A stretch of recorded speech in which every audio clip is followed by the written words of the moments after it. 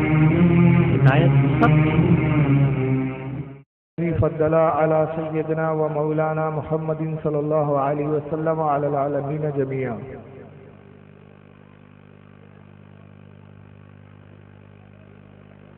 وأقامه يوم القيامة للمذنبين المتلوثين الخطائين الحالكين شفيعا. وصلى الله تبارك وتعالى عليه وعلى كل من هو محبوب ومرضي لديه صلاة تبقى وتدوم بدوام الملك الحي القيوم. ونشهد أن لا إله إلا الله وحده لا شريك له ونشهد أن سيدنا ومولانا محمد عبده ورسوله بالهدى ودين الحق أرسله. قال الله تبارك وتعالى في القرآن المجيد والفرقان الحميد: من يهد الله فهو المهتدي ومن يضلل فلن تجد له وليا مرشدا. صدق الله العظيم. صدق صادق المصدوق عليه الصلاة والتسليم. إن الله وملائكته يصلون على النبي يا أيها الذين آمنوا صلوا عليه وسلموا تسليما. اللهم صل على سيدنا مولانا محمد عدد ما في علم الله صلاة دائمة بدوام ملك الله صلى الله تعالى عليه وسلم.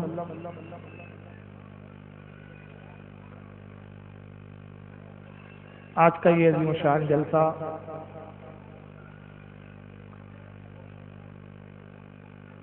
جو سنی بڑی مسجد کے قریب مدن پورہ ممبئی میں منعقد کیا گیا ہے،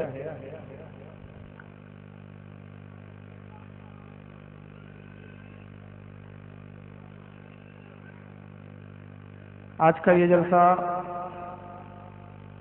بہت اہمیت کا حامل ہے،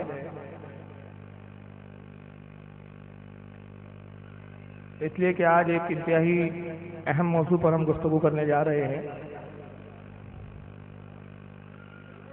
وقت کی قلت ہوتی ہے، لہذا تمہید کو میں زیادہ لمبی نہیں کروں گا، کیونکہ ویسی انتظامیہ کی طرف سے پوری کوشش کے باوجود کچھ انتظامات میں جو معاملات چلتے رہے اس کی وجہ سے ویسی جلسہ کچھ تاخیر ہو چکی ہے۔ قرآن عظیم کی میں نے جو آیت کریمہ خطبے میں تلاوت کی ہے وہ پارہ نمبر 15 سورہ کہف آیت 17 ہے۔ پروردگار عالم کلام پاک کے اندر ارشاد فرما رہا ہے: من یہد اللہ فہو المہتدی۔ اللہ فرماتا ہے من یہد اللہ فہو المہتدی، اللہ جسے راہ دے وہی راہ پر ہے، یا دوسرے لفظوں میں اللہ جس کو ہدایت دے وہی ہدایت پر ہے۔ اس آیت سے تو یہ پہلے واضح ہو گیا کہ ہدایت کا دینا اللہ کے ذمہ کرم پر ہے۔ کوئی شخص کسی کو ہدایت نہیں دے سکتا، کوئی شخص یہ دعویٰ نہیں کر سکتا کہ میں نے فلاں شخص کو سمجھایا اس لیے وہ سمجھ گیا، میں نے فلاں شخص پر تبلیغ کی وہ اسلام کی اہمیت کو جان گیا، اسلام کی طرف راغب ہو گیا، لہذا یہ میرا کمال ہے، اس میں میری محنت کار فرما ہے، میرا اس پر احسان ہے۔ اس طرح کے جتنے بھی دعوے ہیں وہ سب لغو اور بیہودہ ہے، اس لیے کہ آپ سمجھانے کا ذریعہ ہو سکتے ہیں، آپ کے ذریعے اگر کوئی اسلام کی طرف آتا ہے تو آپ ثواب کے مستحق ہے، آپ کے سمجھانے پر اگر کوئی سنی سے عقیدہ ہوتا ہے، بدعقیدگی سے بد مذہبی سے توبہ کرتا ہے تو آپ ثواب کے مستحق ہے، اور اگر کسی کو آپ سمجھاتے ہیں اور وہ نہیں آتا ہے آپ کی طرف تو اس میں آپ ذمہ دار بھی نہیں ہیں، تب بھی آپ ثواب کے مستحق ہے۔ اس لیے کہ اللہ فرما رہا ہے کہ ہدایت کا دینا میرے ذمہ ہے، میں جسے چاہتا ہوں ہدایت دیتا ہوں، میں جسے چاہتا ہوں اپنی طرف راہ دیتا ہوں۔ فرمایا من یہد اللہ فہو المہتدی، اور اللہ جس کو ہدایت دے، جس کو راہ دے وہی راہ پر ہے۔ وَمَن يُضْلِلْ فَلَن تَجِدَ لَهُ وَلِيًّا مُرْشِدًا۔ اور آگے ارشاد ہوا کہ اور جسے اللہ گمراہ کر دے، جسے اللہ ہدایت نہ دے، ہدایت سے ہٹا دے، بھٹکا دے، اللہ فرماتا ہے کہ اس کا نہ کوئی حمایتی ہے اور نہ کوئی اس کا راہ دکھانے والا۔ اللہ جس کو ہدایت جس سے روک لے اس کو دنیا کی کوئی طاقت سمجھا نہیں سکتی۔ اور یہاں پر جو لفظ استعمال کیا راہ دکھانے والے کے لیے، جس کا ترجمہ کیا گیا ہے کہ راہ دکھانے والا، وہ فرمایا تجد لہ ولیا مرشدا، مرشد لفظ یہاں استعمال کیا گیا ہے۔ قرآن میں مرشد لفظ آیا اور اس سے یہ بات واضح کی گئی کہ جو ہدایت پر ہے، ہدایت پر وہ ہے کہ اللہ نے جن کے لیے مرشد بنایا، اور جو مرشد سے ہٹ جاتے ہیں وہ ہدایت سے ہٹ جاتے ہیں۔ اس لیے اہل سنت والجماعت مرشد بنانے کی قائل ہے، اور اس آیت کریمہ سے واضح ہو جاتا ہے کہ ہمارے ہاں جو طریقت میں بیعت کی جاتی ہے وہ در حقیقت حکم خداوندی کے تحت ہے کہ مرشد کے ذریعے سے ہدایت دی جاتی ہے، اور جس کو مرشد نہ ملے، کوئی راہ دکھانے والا نہ ملے، تو گویا اس کو اللہ نے گمراہ کر دیا ہے۔ اسی طرح کی اور بھی قرآن میں آپ کو آیتیں کریمہ نظر آئیں گی جس کا مفہوم تقریباً یہی ہے، الفاظ کے معنوں کے ہیر پھیر کے ساتھ۔ جیسے پہلی بارے میں بڑے واضح انداز میں ارشاد فرمایا کہ قرآن کے تعلق سے اللہ ارشاد فرماتا ہے کہ قرآن وہ کتاب ہے ھدی للمتقین، اس میں ہدایت ہے متقیوں کے لیے۔ یہاں فرمایا کہ ہدایت متقیوں کے لیے ہے، تو قرآن ہدایت بھی دیتا ہے، لیکن دوسرے مقام پر فرمایا جا رہا ہے، ارشاد ربانی ہو رہا ہے کہ یضل بہ کثیرا ویہدی بہ کثیرا، اور ہم اسی کتاب کے ذریعے ہدایت بھی دیتے ہیں، اور اسی کتاب کے ذریعے، اسی کتاب کی پڑھ کر نہ سمجھنے کے سبب سے، اپنی ذہن و فکر سے سمجھنے کے سبب سے لوگ اسی کتاب کی بنا پر گمراہ بھی ہوتے ہیں۔ تو قرآن ہدایت بھی ہے اور بعض لوگوں کے لیے گمراہی کا بھی سبب۔ تو میں نہیں کہوں گا کہ قرآن سراپا ہدایت ہے، لیکن قرآن کو نہ سمجھنے کی بنا پر، نہ فہمی کی بنا پر لوگ قرآن سے غلط سمجھتے، غلط معنی لیتے، نتیجہ یہ ہوتا ہے کہ خود گمراہ ہو جاتے ہیں۔ اب ہدایت کون پاتے ہیں اس کی وضاحت تو قرآن میں اللہ نے فرما دی کہ من یہد اللہ، جس کو اللہ ہدایت دے۔ تو ہدایت کا پورا دار و مدار اللہ رب العزت کی طرف ہے، اس لیے انسان کو ہر وقت ڈرتے رہنا چاہیے کہ کہیں ایسا نہ ہو کہ میرا ایمان عقارت ہو جائے، آج میں ہدایت پہ ہوں، اللہ نہ کرے کل ہدایت سلب کر لی جائے۔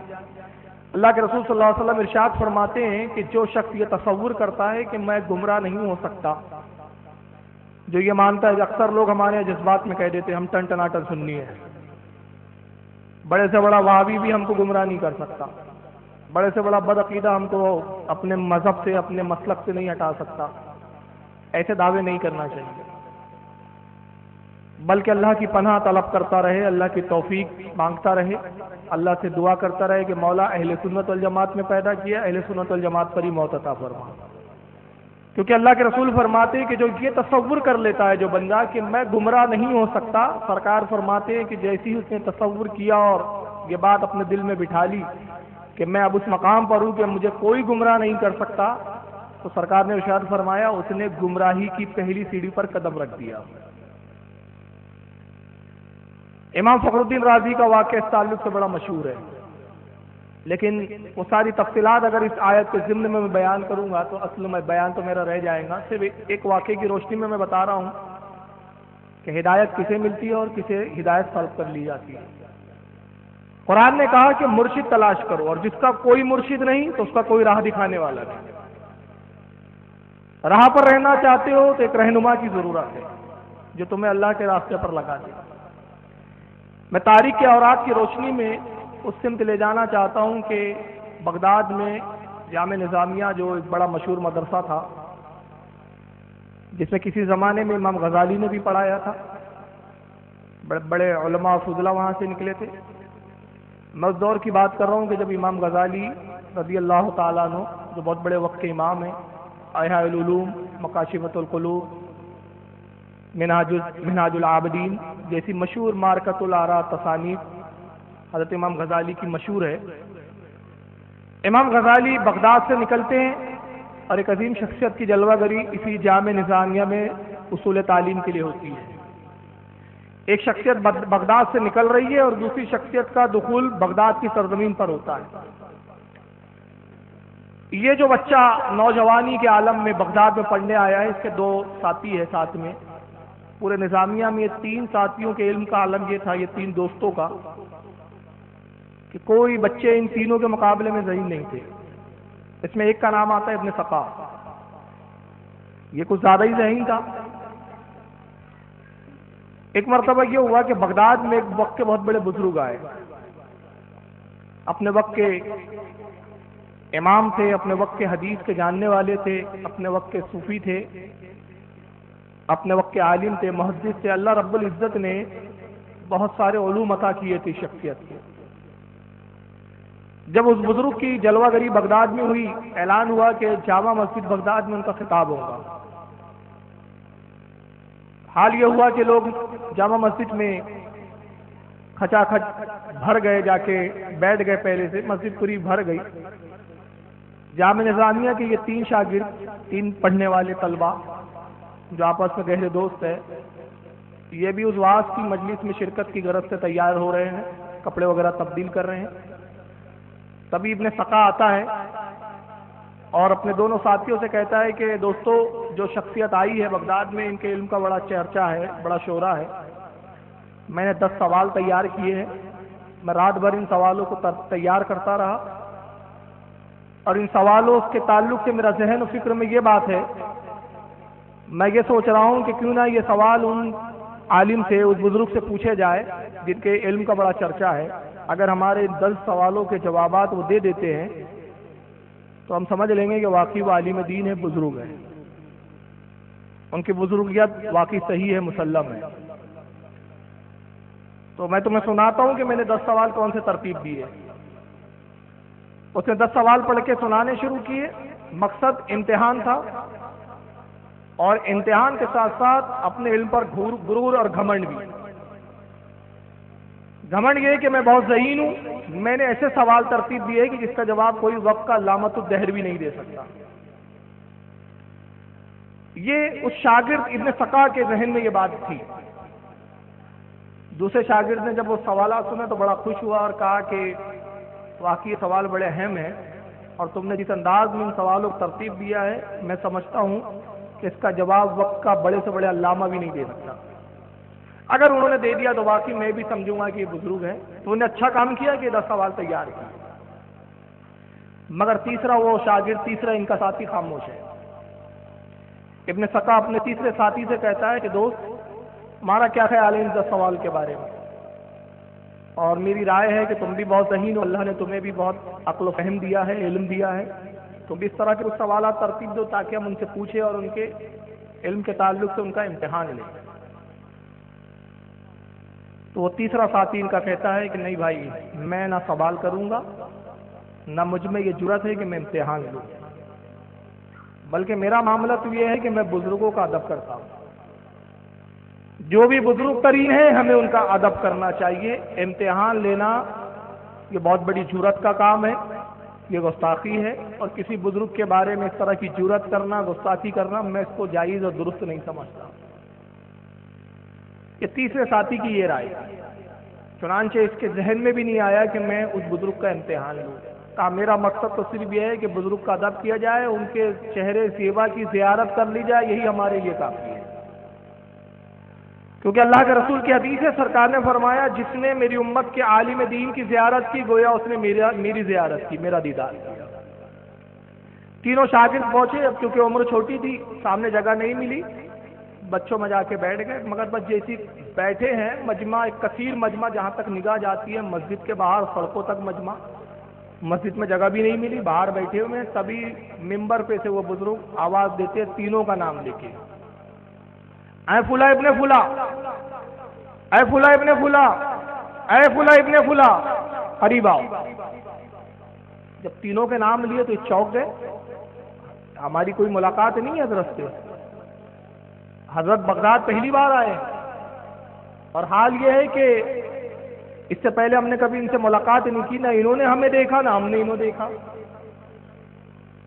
آخر یہ ہمارا نام کیسے پکار رہے، کیسے جانتے ہیں؟ تینوں پہ ایک لرزہ طاری ہوا، خوف کے مارے تینوں کانپنے لگے.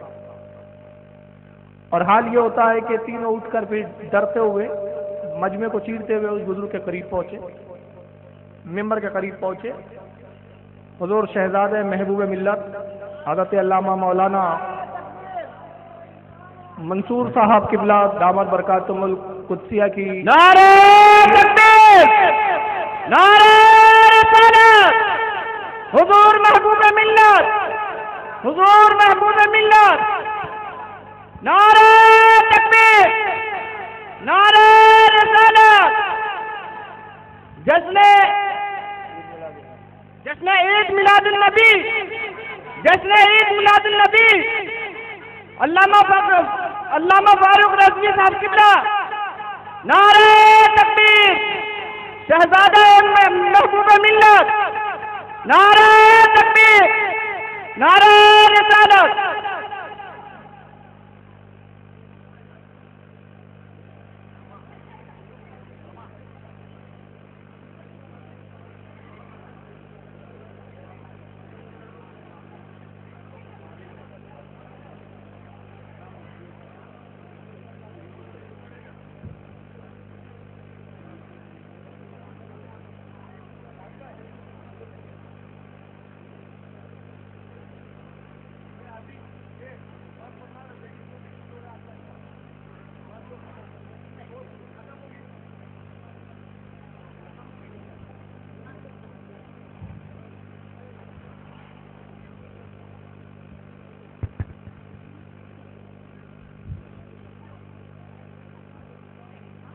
ماشاءاللہ ہمارے جلسے کی اب رونق دوبالا ہو چکی ہے، اس لیے کہ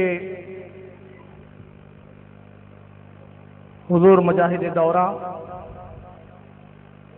شہزادہ محبوب ملت علیہ رحمت و رضوان حضرت علامہ مولانا محمد منصور علی رضوی حشمتی دامہ ذلہم کی تشریف آوری مسند پر ہے، جیسا کہ آپ حضرت کے چہرے زیبا کی زیارت سے فیضیاب ہو رہے ہیں. ساتھ ہی شہزادہ محبوب ملت حضرت علامہ مولانا مقصود علی صاحب قبلہ بھی مسند پر رونق افروز ہے. اللہ تعالیٰ ان بزرگوں کا سایہ ہم پر دراز فرمائے، ان کی عمر میں خیر و برکت عطا فرمائے، ان کے فیوز و برکات سے ہم سب کو فیضیاب فرمائے. درود شریف پڑھے اللہم صلی علی سیدنا و مولانا محمد عدد معاذ علم اللہ صلاۃ دائمۃ بدوام الملک اللہ صلی اللہ تعالی علیہ وسلم. تو گفتگو چل رہی تھی کہ تینوں یہ صاحبزادے، تینوں یہ شاگرد پیچھے بیٹھے ہوئے ہیں. اس بزرگ نے تینوں کو آواز دے کر بلایا، اے فلاں ابن فلاں، اے فلاں ابن فلاں، اے فلاں ابن فلاں. تینوں اپنا نام سن کے بڑے چونک گئے. مجمع کو چیرتے ہوئے تینوں جب قریب پہنچتے ہیں، سامنے نے سکا ہے جس نے 10 سوال تیار کیے، پیچھے اس کا وہ ساتھی جس نے اس کی حامیہ ملائی ہے، اور اس کے پیچھے پھر یہ تیسرا شخص، یہ تیسرا طالب علم. جب یہ تینوں پہنچتے ہیں تو بزرگ بے ساختہ فرماتے ہیں، ابن سکا سن، تیرے 10 سوال یہ ہیں، اور اس کے بعد سوال بتانا شروع کیا، اور کیا فرمایا ان کا جواب یہ. سوال پوچھے نہیں، یہ بھی جان لیا کہ سوال لے کر آیا ہے، اور کیا سوال ہے وہ بھی بتا دیا، جواب بھی عطا فرمایا. اور اس کے بعد آپ جلال کی کیفیت میں ممبر پہ کھڑے ہوتے ہیں، اور جلال کے عالم میں بزرگ فرماتے ابن سقا تو نے توہین کی غرض سے سوال تیار کیے تھے، ہمارا امتحان لینا چاہتا تھا. میں اللہ کی بارگاہ میں تیرے لیے دعا کرتا ہوں، تجھے بد دعا دیتا ہوں، اور میں لوح محفوظ پر تیرے تعلق سے دیکھ رہا ہوں، میں نے تیری قسمت کو پڑھ لیا. تجھے اپنے علم پر گھمنڈ اور غرور بہت ہے، تو بہت بڑا عالم دین بنے گا، بہت بڑا عالم دین. عیسائیوں سے تو مناظرے کرے گا، عیسائیوں کو دین کی طرف بلائیں گا، عیسائیوں سے مناظرے کر کر کے ان کو شکست دیں گا۔ سینکڑوں عیسائی تجھ سے مناظروں میں شکست کھائیں گے، ہاریں گے، اور تیری ترغیب پر اسلام میں داخل ہو جائیں گے، تیری ترغیب دلانے پر اسلام میں جائیں گے اور جنت پالیں گے۔ مگر سن، تیرا انجام یہ ہے کہ تو کفر پر تیری موت ہوگی اور تو جہنم میں جائے گا۔ تو دوسروں کے لیے تو اسلام کا سبب بنے گا، مگر تیری اپنی خود کی موت کفر پر۔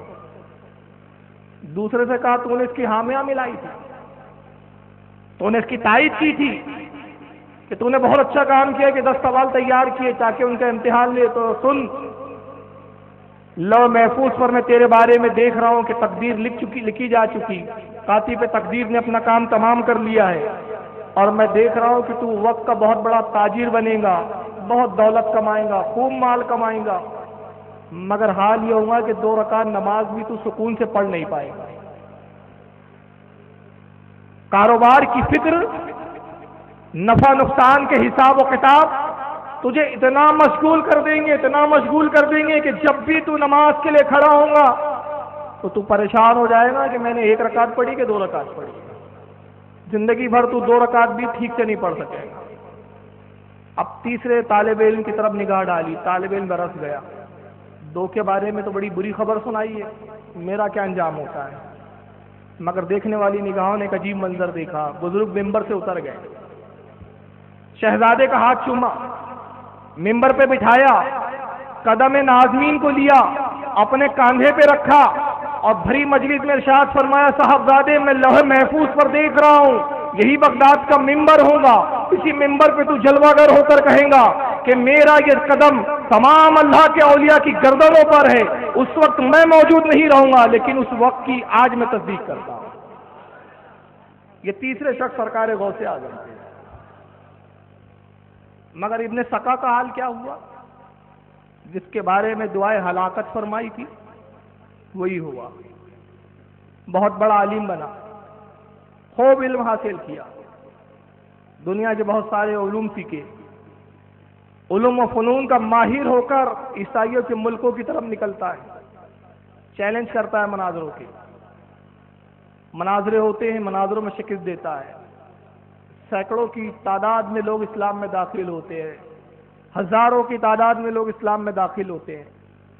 اور پھر واقعہ طویل ہے، لیکن مقصود میرا واقعہ بتانا نہیں ہے، مختصر میں کر رہا ہوں۔ آخر میں یہ ہوتا ہے کہ ایک عیسائی لڑکی کے عشق میں مبتلا ہوا، اور اس لڑکی کے عشق میں جب مبتلا ہوا تو شادی کے لیے اس نے اس کو تیار کرنے کی کوشش کی، اس نے بہت ساری شرائط رکھی، اس میں ایک شرط یہ تھی کہ تجھے عیسائی مذہب قبول کرنا پڑے گا۔ اس لڑکی کے عشق میں عیسائی مذہب قبول کرتا ہے، معاذ اللہ دین سے مرتد ہوا، اور اسی کفر پہ، اسی مرتد حالت میں اس کی مذہب عیسائی پر موت ہوتی ہے۔ یہاں سے میں بتانا یہ چاہتا ہوں اس آیت کریمہ کے پس منظر میں کہ ہدایت کا دینے والا اللہ رب العزت ہے۔ تو اگر ہم کسی شخص کو دیکھتے ہیں کہ یہ دین کا بہت بڑا اسکالر ہے، اس کے پروگراموں میں لوگ بڑی تیزی کے ساتھ اسلام میں داخل ہو رہے ہیں، اس کا جہاں بھی پروگرام ہو رہا ہے 2-4 لوگ اسلام میں آ جاتے ہیں، تو ہم سمجھنے لگتے ہیں حق پر ہے۔ یہ پیمانہ نہیں ہے، پیمانے یہاں بتا دیے گئے، تاریخ ہمیں پیمانہ بتاتی ہے کہ حق پر وہ ہے جس کے دل میں عشق رسول ہے، حق پر وہ ہے جس کے دل میں بزرگوں کا ادب ہے، اور اگر اس کا دل عشق رسول اور بزرگان دین کے ادب سے خالی ہے تو وقت کا کتنا ہی بڑا مناظر ہو، وقت کا کتنا ہی بڑا علامہ ہو، وہ ہمارے جوتیوں کی نوک پر ہے۔ یہ ہے پیمانہ۔ اسی پیمانے میں آج ایک شخصیت کا ہم جائزہ لیں گے، گفتگو میں بہت سنجیدہ حالت میں کروں گا تاکہ لوگوں کو شکایت نہ ہو کہ بریلوی حضرات جو ہوتے ہیں اہل سنت کے، وہ بہت شدت سے کام لیتے ہیں۔ ایک چیز کا میں وقت اتنا تو نہیں ہے کہ بہت زیادہ جائزہ لیا جائے، مختصر وقت میں جتنی چیزیں میں دکھا پاؤں اور جتنی چیزوں کے جائزے لے سکے۔ اس شخص کے جب میں پروگراموں کو سنتا ہوں، اس کی تقریروں کو سنتا ہوں، تو مجھے نہ جانے کیا بات ہے کہ ابن سقا کی یاد آنے لگتی ہے. یہی واقعہ مجھے بار بار ذہن میں آتا ہے کہ اس کا بھی کہیں وہی انجام نہ ہو جائے کہ اس کے گھمنڈ کا یہ عالم ہے کہ سب کو چیلنج کرتا ہے. ہندو ہو تم بھی آؤ، عیسائی ہو تم بھی آؤ، بودھسٹ تم بھی آؤ، سارے مذاہب کے لوگوں سے میں مناظرہ کروں گا. یہ الگ بات ہے کہ کرتا نہیں ہے، کئی جگہ بھاگ بھی جاتا ہے، وہ بھی دکھاؤں گا میں. لیکن لوگوں پہ تاثر یہ قائم ہوتا ہے کہ یہ اتنا بڑا اسکالر ہے، اتنا بڑا دین کا جاننے والا ہے، دیگر مذاہب پر اس کی نالج اتنی وسیع ہے کہ صاحب اس کے سامنے کوئی ٹک نہیں سکتا. نتیجہ یہ ہوتا ہے کہ بہت سارے لوگ اس کی ترغیب دلانے پر اس سے متاثر ہو کر، میں کہوں گا اسلام میں تو نہیں آتے، وہ جہنم کے ایک گڑھے سے نکل کر دوسرے بڑے گڑھے میں آ جاتے ہیں. وہ اس اعتبار سے کہہ رہا ہوں کہ اس کے نظریے اور اس کے عقائد کے اعتبار سے وہ جو اسلام لا رہے ہیں سمجھتے، ادھر حقیقت اسلام نہیں ہوتا، وہ اس سے ذرا خطرناک گہری جہنم کی وادی ہوتی ہے. کیونکہ جس عقائد اور نظریات کو پیش کرتا ہے اور اس کو وہ اسلام سمجھ کر قبول کر رہے ہیں، در حقیقت وہ اسلام کے عقائد اور نظریات ہے ہی نہیں. تو جس کو وہ لوگ اسلام سمجھ رہے ہیں ان سے بھی میں کہوں گا، اگر یہ میری تقریر جائیں گی انشاءاللہ نیٹ پر بھی جائیں گی، تو وہ اسلام جو سمجھ رہے ہیں کہ ہم اس کی ترغیب پر لا رہے ہیں، در حقیقت وہ اسلام کی طرف نہیں آ رہے ہیں، بلکہ کفر بالا کفر ہو رہا ہے، کفر پر کفر ہو رہا ہے. ان کو چاہیے کہ وہ تحقیق کرے. ایک فرد واحد سے متاثر ہو کر اسلام لانا یہ کوئی معیار نہیں ہے کہ وہ اسلام جو آپ لا رہے ہیں صحیح ہو. اس شخص کے ہم خود آج عقائد و نظریات کا جائزہ لیں گے کہ اس کے خود عقیدے کتنے گندے ہیں، اور اس کی حالت ابن سقا سے بھی بدتر ہے، اس لیے کہ ابن سقا کا تو حال یہ تھا کہ بزرگ کی بددعا اس کو لے کر ڈوبی. عقیدہ تو اس کا صحیح تھا، اس کا عقیدہ بھی صحیح نہیں ہے. میں جس شخصیت کی بات کر رہا ہوں آپ کے بامبے سے اس کا تعلق ہے، دنیا اس کو ڈاکٹر ذاکر نائک کے نام سے یاد کرتی ہے. اور وہ بات جو مجھے پریشان کرتی ہے اس شخص کے تعلق سے، یا مجھے اندیشہ ہوتا ہے کہ کہیں اس کا بھی حال ابن سقا کی طرح نہ ہو، وہ اسی لیے بھی کہ آج تک اس کے نام کے ساتھ ایک کفریہ نام بھی اس کا جز بن چکا ہے، نائک. مطلب اس کے اسلامی نام میں کفریہ نام بھی جڑا ہوا ہے. تو یہ جو تکا ہے یہ کہیں اس کو لے کے نہ ڈوبائے. بہرحال آئیے اس کی میں ایک پہلی آپ کو ایک ویڈیو دکھا رہا ہوں، ایک تقریر کی، شاید بامبے کی تقریر ہے. یہ خود کو اپنے آپ پر اتنا بڑا مسلمان سمجھتا ہے کہ پورے دنیا کے مسلمانوں کو یہ مشرک سمجھتا ہے، اور یہ سمجھتا ہے کہ صاحب صحیح اسلام سے میں ہی سمجھتا ہوں. یہ الگ بات ہے کہ پڑھا کچھ ہے، تعلیم کسی اور طریقے سے ہوئی، کورس کچھ اور تھا، فیلڈ کچھ اور چن لی گئی ہے. آئیے سنیں ان کو، ڈاکٹر ذاکر نائک کو. مزار کو پوجنا غلط ہے، حرام ہے. میں جانتا ہوں کہ کئی مسلمان انجانے میں علم کی کمزوری کی وجہ سے وہ مزار پہ جاتے ہیں، اور میرا یہ کہنا ہے کہ بہت سا کلچر جو ہے، یہ کلچر ہمارے زندگی میں آ جاتا ہے، اور ہمارے باپ دادا پہلے کہیں نہ کہیں ہندو تو ہوں گے، تو ہمارے باپ دادا جاتے تھے مندر، تو ابھی جا رہے ہیں لوگ مزار میں. آہستہ آہستہ تبدیلی آ رہی. مزار کو پوجنا غلط. ذاکر نائک پہلا الزام لگا رہا ہے کہ مزار کو پوجنا غلط ہے. میں پوچھنا یہ چاہتا ہوں ذاکر نائک اور ان کے ہم نواؤں سے، مزار کو پوجتا کون ہے یہ پہلے بتائیں. مزار کو پوجتا کون ہے؟ پوجنا اور ہوتا ہے، چومنا اور ہوتا ہے. چومنے کو پوجنا کیسے کہا جا سکتا ہے؟ یہ ایک الگ بات ہے کہ پوجنے کے بھی تعلق سے ہمارے ہاں علماء کرام کی دو رائے ہیں، دو آراء ہے، دو طبقے ہیں ہمارے ہاں. ایک علماء کا طبقہ چومنے کو بھی منع کرتا ہے، احتراماً وہ کہتا ہے کہ مزار پہ جاؤ تو 4 ہاتھ دور کھڑے رہو. اور ایک طبقہ جو ہے وہ چومنے کی اجازت دیتا ہے کہ عقیدت میں چوم سکتے ہیں، اس انداز میں کہ جس میں سجدے جیسی کیفیت نہ ہو، چادر کو چوم لے، چوکٹ کو چوم لے، اجازت دیتا ہے وہ. علماء کے درمیان چومنے کو لے کر اختلاف ہے، مگر کسی بھی عالم نے آج تک مزار پوجنا نہیں کہا اس کو. یہ پہلے دنیا کے اسکالر ہے جو اسلامی اسکالر کہلاتے ہیں، ان کو پوجنا اور چومنے میں فرق نہیں معلوم ابھی تک. اور یہ پوری دنیا کو انہوں نے جتنے لوگ، ایک میجورٹی میں 80% حضرات جو مزار پر جاتے ہیں ان کو مزار کا پجاری بول کے انہوں نے شرک کا الزام لگا دیا ان پر، اور مشرک ڈکلیئر کر دیا معاذ اللہ. پھر کہا میں جانتا ہوں کہ لوگ کم علمی کی بنا پر، یعنی اس دعوے میں پتہ ہے کہ یہ اپنے آپ کو سب سے بڑا علامہ سمجھ رہے ہیں، جو مزار پہ جاتے ہیں وہ تو کم علم ہے، یہ جو ہے یہ سب سے زیادہ بڑے عالم ہیں۔ تو کہتے ہیں میں جانتا ہوں کہ لوگ کم علمی کی بنا پر اس طرح کرتے ہیں اور کلچر جو ہے وہ مل جاتے ہیں۔ پہلے ہمارے باپ دادا جاتے تھے مندر، اب جا رہے ہیں مزار۔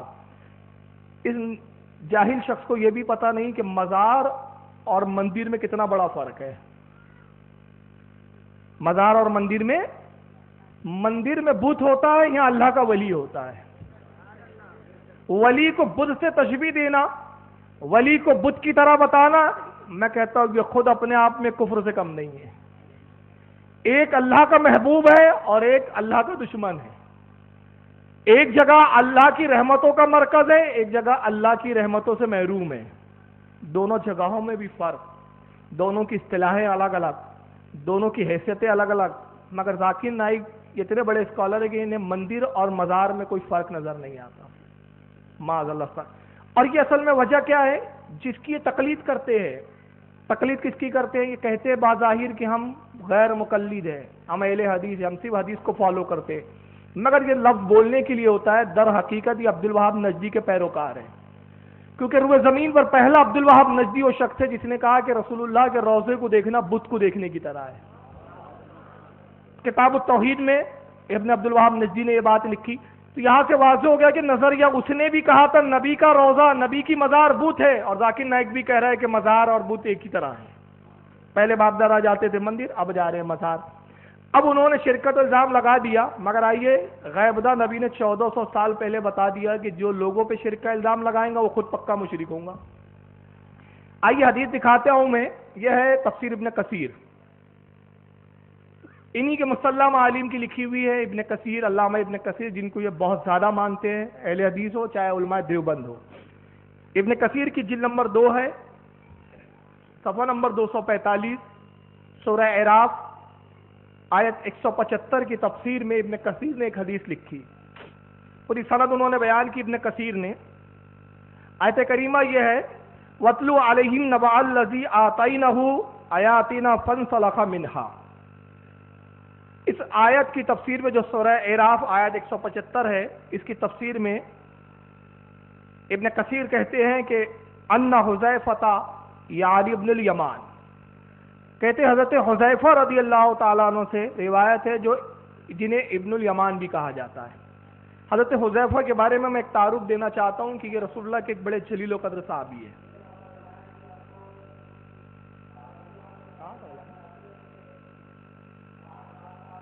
اچھا،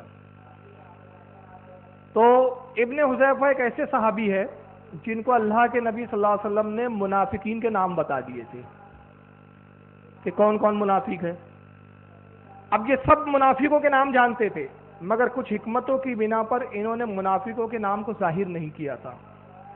حضرت عمر رضی اللہ تعالیٰ عنہ کے دور خلافت میں جب کسی شخص کا انتقال ہوتا ہے، روایتوں میں آتا ہے کہ جنازہ لایا جاتا تھا، اور دستور یہ تھا کہ حضرت فاروق اعظم امر المومن جو ہے وقت کا وہی نماز جنازہ پڑھائے گا۔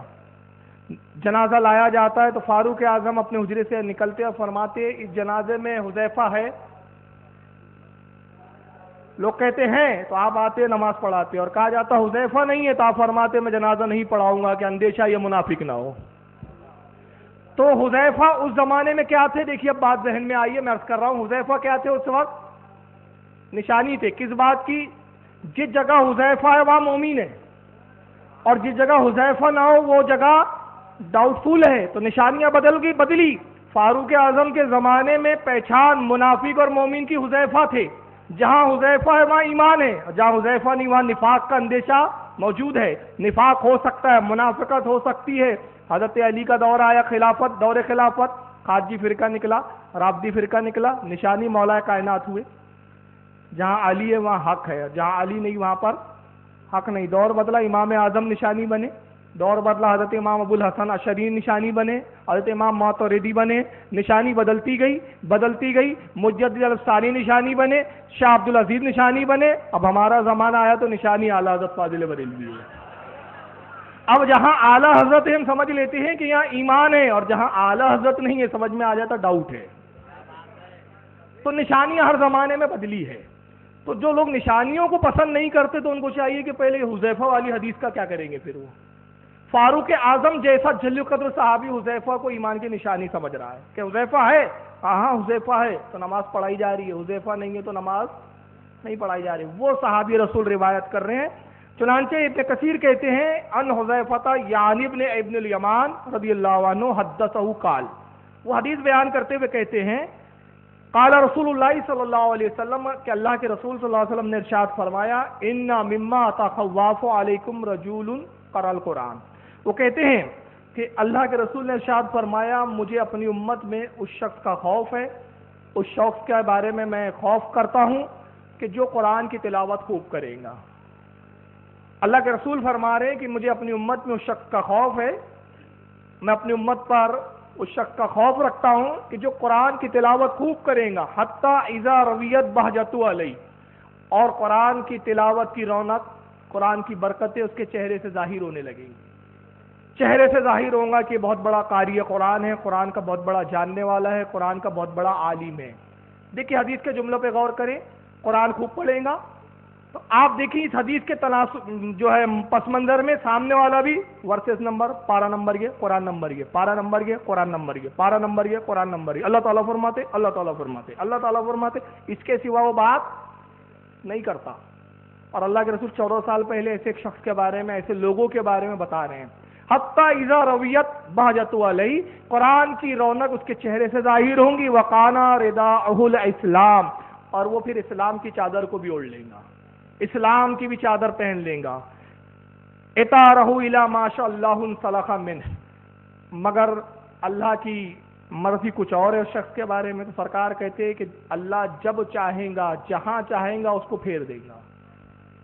قرآن وہ شخص خوب پڑھے گا, اسلام کی چادر وہ شخص اوڑھے گا, اسلام کا لبادہ اوڑھ لیں گا, مگر اللہ رب العزت کا ارادہ غالب آئے گا, اور غالب آئے گا کہ اللہ جہاں چاہیں گا اس کو پھیر دیں گا.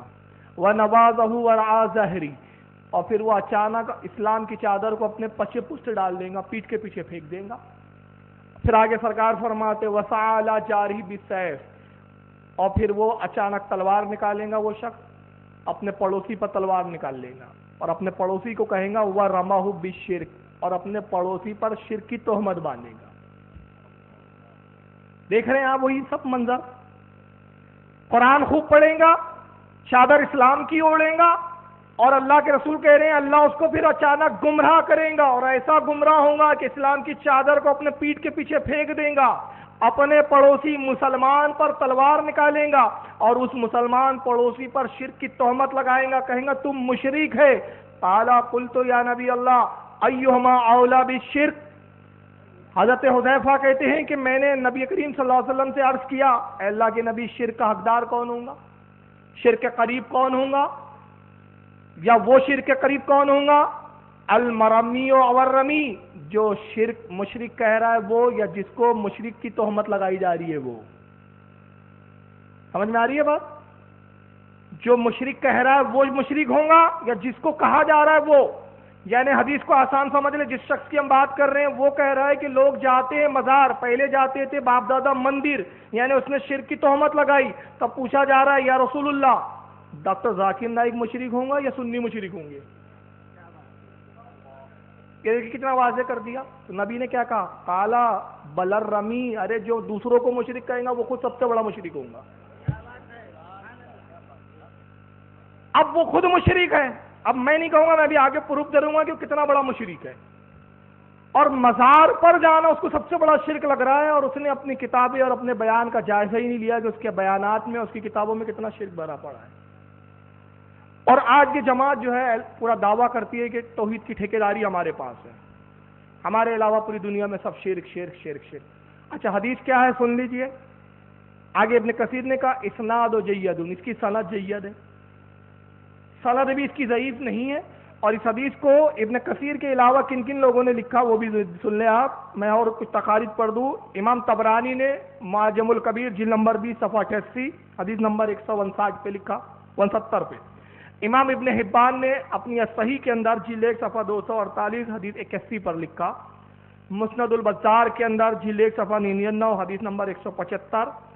مشکل الاثار میں علامہ امام طحاوی نے جلد 1 صفحہ 324 حدیث نمبر 865، مسند الشامین جلد 2 صفحہ 254 حدیث نمبر 1291۔ آپ نے ابھی سن لیا کہ اللہ کے رسول کے فرمان کے مطابق جو دوسروں کو مشرک کہیں گا وہ خود شرک کا حقدار ہوں گا۔ آئیے ذرا ذاکر نائک کے کچھ شرک ملاحظہ کریں، یہ سنیں اب آپ۔ کیا آپ اللہ کو دیکھ سکتے؟ نہیں، انسان اس دنیا میں، اس زندگی میں اللہ کو دیکھی